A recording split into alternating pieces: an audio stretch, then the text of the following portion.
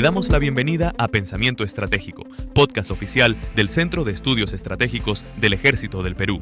Este contenido se encuentra en nuestro sitio web c.mil.pe, en Spotify, Apple Podcasts y YouTube. Las opiniones expresadas en este contenido son de responsabilidad del orador y no reflejan necesariamente la opinión de nuestro Centro de Estudios o del Ejército del Perú.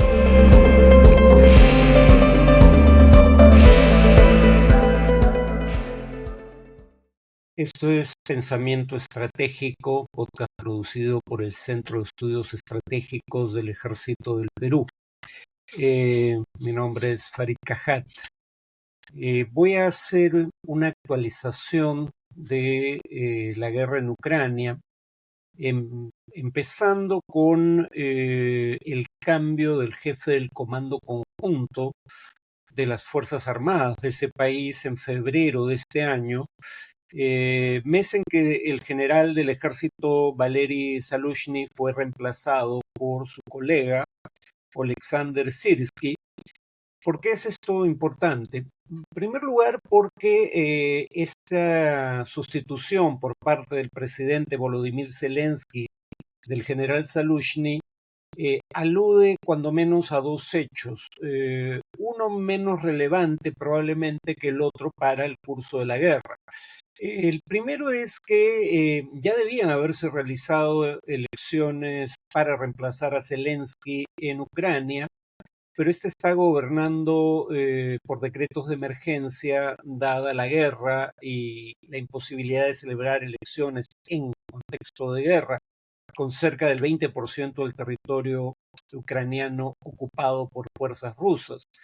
Y se pensaba que el general Zaluzhny, que era más popular que Zelensky, a juzgar por las encuestas de opinión, tenía aspiraciones políticas.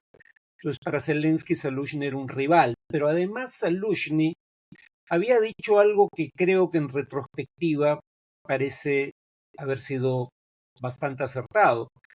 Y es que lo dijo en noviembre del año 2023 en un artículo en la revista británica The Economist.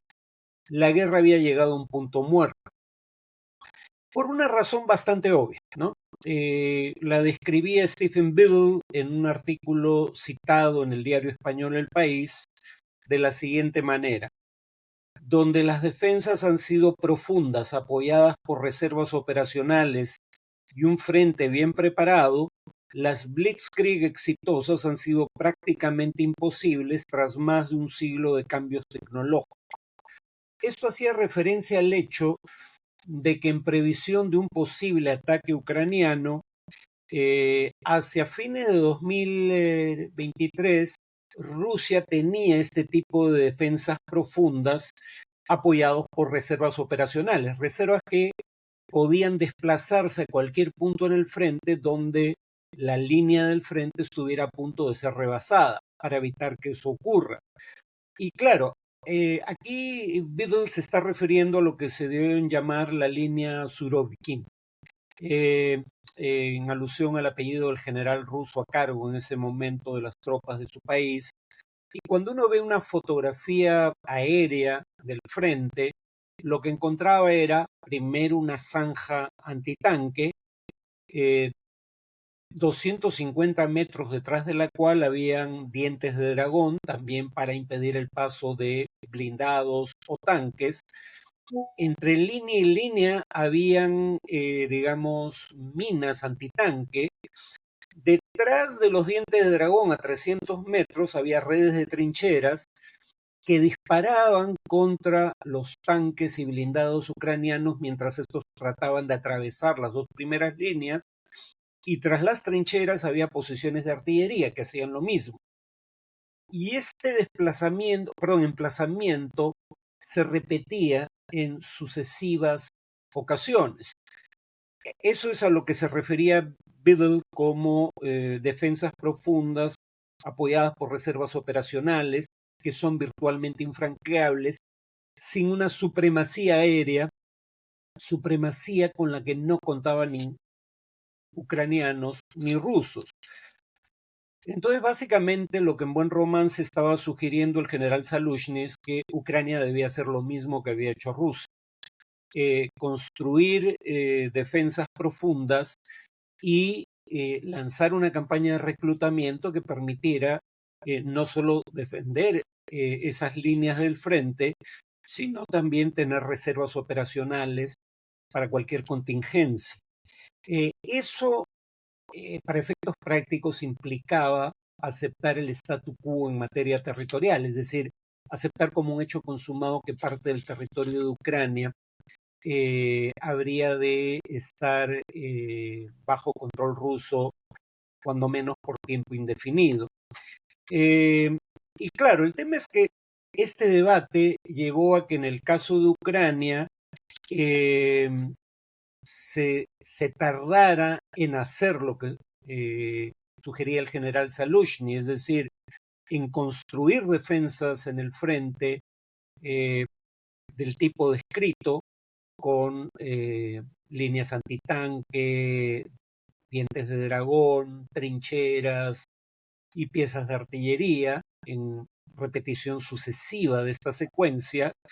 Y entonces, claro, si uno toma en cuenta que Ucrania tardó en la construcción de estas líneas en el frente y en el reclutamiento de nuevos soldados, a lo cual habría que añadir, como vimos en un podcast anterior, el retraso por oposición de los republicanos en el caso del Congreso estadounidense y por el veto del gobierno húngaro en el caso de la Unión Europea. Recordemos que decisiones en materia de seguridad y defensa requieren unanimidad en la Unión Europea y por ende cualquier país tiene derecho a veto para efectos prácticos. Por estos dos factores, la oposición republicana en el caso de Estados Unidos y la oposición del gobierno de derecha radical húngaro en el caso de la Unión Europea, se retrasó el envío de ayuda militar de Estados Unidos y la Unión Europea. Dijimos en una ocasión anterior que esto creaba la ventana de oportunidad para una ofensiva rusa, porque la presunción era la siguiente: una vez que lleguen las armas europeas y sobre todo estadounidenses, porque mientras la ayuda europea tiene un fuerte componente económico, la ayuda estadounidense es fundamentalmente militar. Antes de que llegue esa ayuda militar y antes de que Ucrania tenga defensas profundas o construya de ese tipo de defensas con reservas, digamos, operacionales basados en una campaña de reclutamiento, antes de que todo eso ocurriera, se debía producir el mayor avance posible de las tropas rusas en el Donbass, que es el territorio al este de Ucrania que Rusia alega querer conquistar y anexar. De hecho, ya ha anexado buena parte de ese territorio formalmente, aunque eso sea tentatorio del derecho internacional o contra el derecho internacional. Y esa ventana de oportunidad para Rusia, para lanzar una ofensiva que permita conquistar nuevo territorio, se iba a cerrar fundamentalmente hacia inicios de noviembre de este año, que es cuando empiezan las lluvias que anuncian la llegada del invierno. El avance en terreno que es un lodazal en contexto de lluvias y luego durante el invierno iba a ser mucho más difícil, sobre todo teniendo en cuenta que mientras más nos acercáramos al invierno, era más probable que Ucrania hubiese avanzado tanto en la construcción de líneas defensivas fortificadas como en el reclutamiento de soldados y en haber recibido el apoyo militar de Estados Unidos y Europa. Yo pensé que esta ventana de oportunidad se iba a cerrar antes, pero claramente eso no ha ocurrido porque Rusia sigue avanzando en el frente del Donbass, ¿no?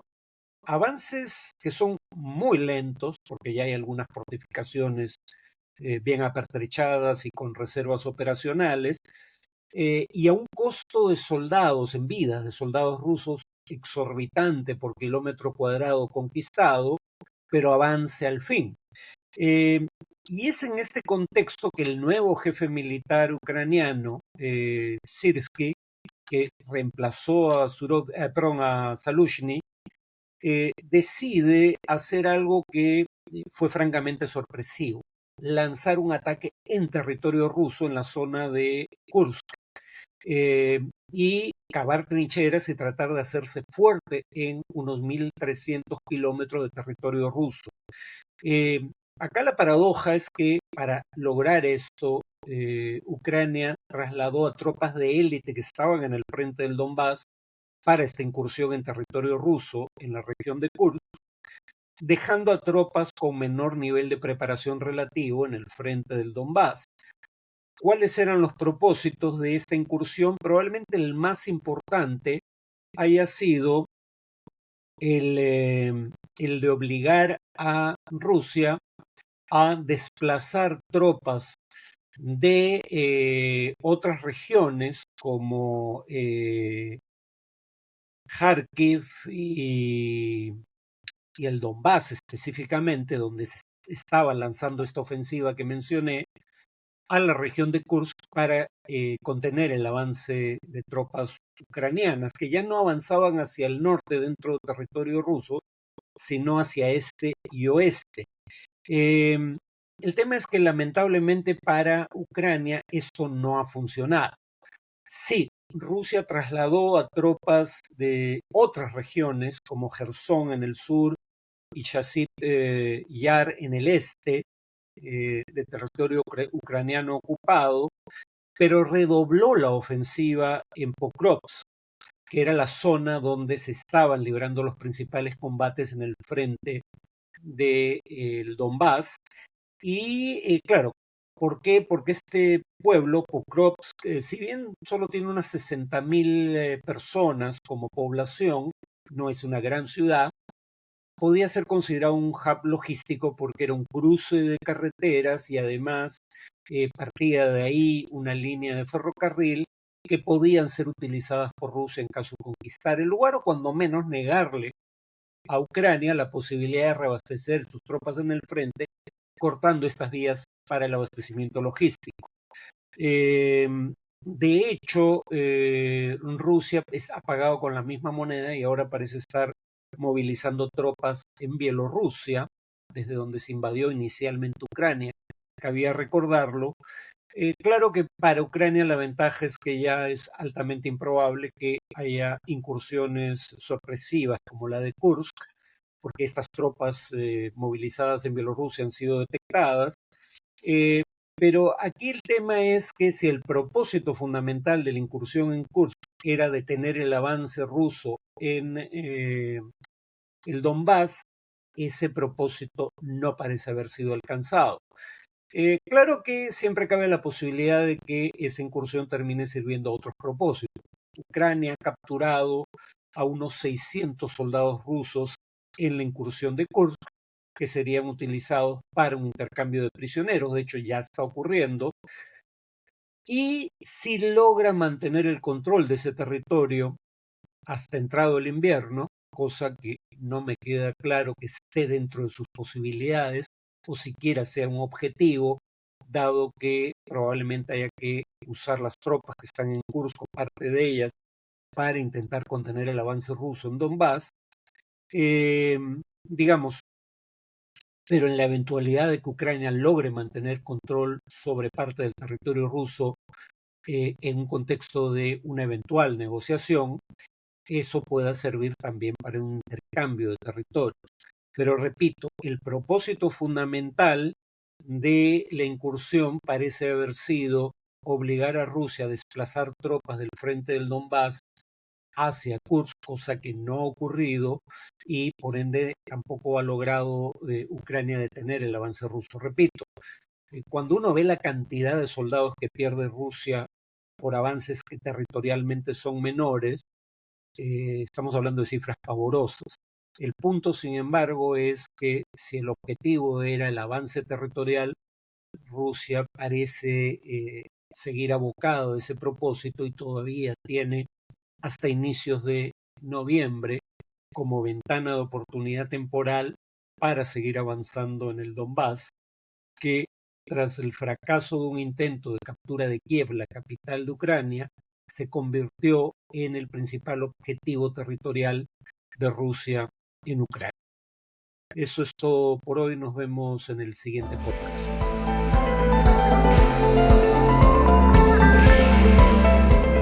Este podcast está disponible en nuestro sitio web cep.mil.pe, en YouTube, Spotify y Apple Podcasts. Le invitamos a explorar nuestra web, a suscribirse a nuestro newsletter y a seguirnos en redes sociales.